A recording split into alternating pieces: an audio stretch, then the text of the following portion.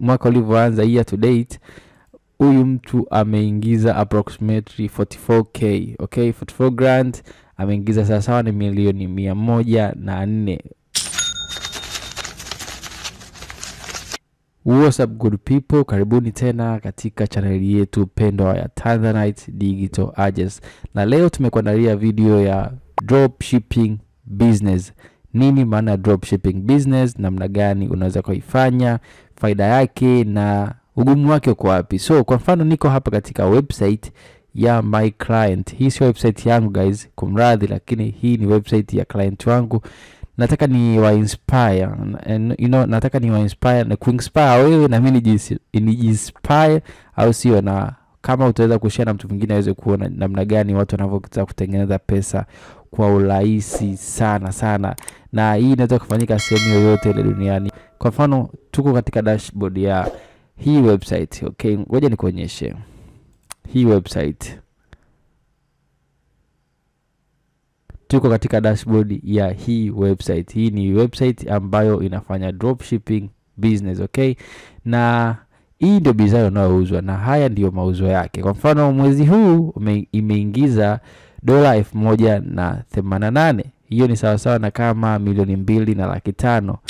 Hiyo ni approximation, lakini ndo kama hivyo, okay? Unajua ukiondoa fees hapo unaweza kupata milioni 2.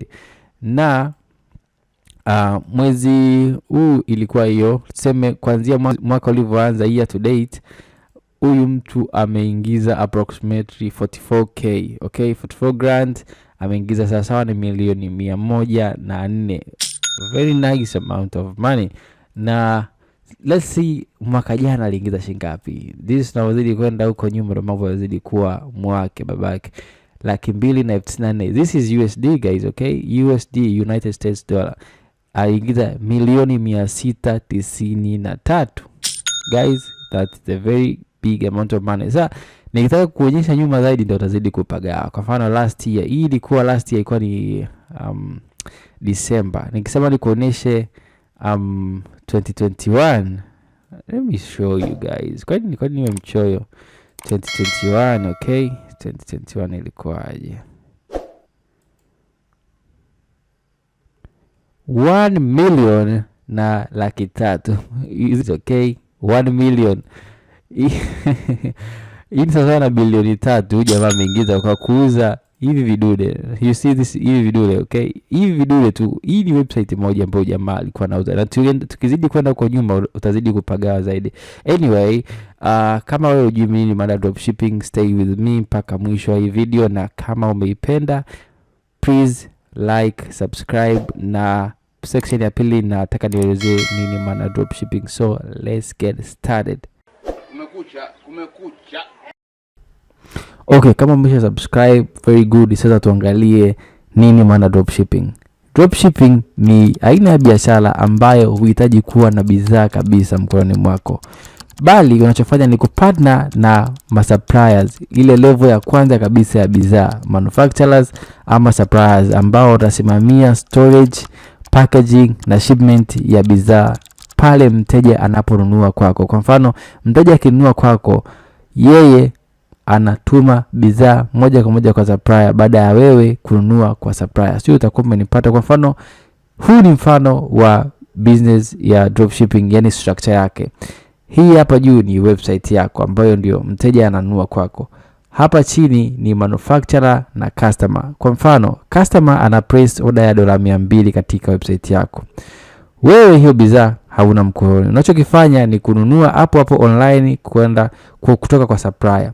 Then supplier ama manufacturer ataituma ile bidhaa kwa customer, kwa maybe unaweza, kwa sababu mnaweza mka na makubaliano na manufacturer wako, anaweza akakuandikia maybe note kwamba hii bidhaa imetoka kwenye kwako ama whatsoever, ili mradi tu kusiwe na zile blending za manufacturer. So let me show you, tuendelee na ile website ambayo na kuonyesha kwa mfano.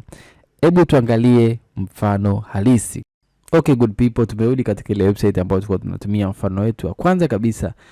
Hii ndio ile website ambayo tulikuwa tunafanya, okay? So hii ni back end ama analytics ambavyo wenye website ndio huwa tunaangalia hivi, ama ukiwa na website yako hivi ndio utakuwa unaangalia. Lakini Kwa upande wa wateja wanaona hivi, okay? Hivi ndio wateja wanavyoona na wanavutiwa na wananunua. So hii bidhaa yeye anauza $39.99. Lakini tukienda kutafuta hii bidhaa kwa supplier ni kama dola ngapi? You can see bidhaa yenyewe ni hapa, okay? Let's view it. Supplier anauza kwa $7.66. That's it guys. Kama unavyoiona bidhaa ni bidhaa ni ile, okay? Let me show you. Bidhaa ni kama hiyo, you can see bidhaa ni ile. Sema hao jamaa ndio jinsi inavyokuwa dropshipping ni kujiongeza and hivyo vitu kama hivyo. Hao jamaa wameibrand kabisa. Unaona wameandika sleep whatsoever, lakini wameibrand na kuifanya iwe ya kipekee zaidi. Yaani kwamba inaonyesha kama ni top, ni wenyewe ndio manufacturer wa hiyo bidhaa, okay? Wamefanyia branding.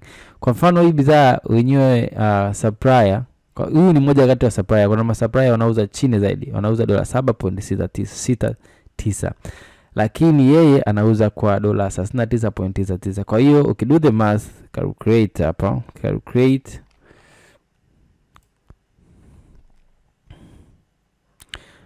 $39.99 utoe yeye anauza, supplier anauza $7.69. Where are you? Okay, $7.69. Kwa hiyo ana take home faida ya $32.3. That's it guys. Hivyo ndo dropshipping inayofanyika. Hana bidhaa, yeye kazi yake ni mteja akija kununua hapa, akibuy now, order imeingia kwake, yeye anakimbia AliExpress ana order. Sometimes ukiwa umepartner sana na suppliers wanaanza kukuuzia bei ya chini vibaya mno, hata $3 hii bidhaa wanaanza kukuuzia. So hizo ndivyo dropshipping inavyofanyika. So guys, kama uko interested na dropshipping, you can subscribe kwenye hii channel. Tutaendelea kujifunza zaidi ya dropshipping, namna ya kutengeneza website, namna ya kufanya kila kitu about dropshipping. You got my back. So hivyo ndicho kuandalia kwa leo. Thank you guys. Usisahau kusubscribe, share na watu wako karibu waweze kupata haya madini. So thank you and until next time, bye bye.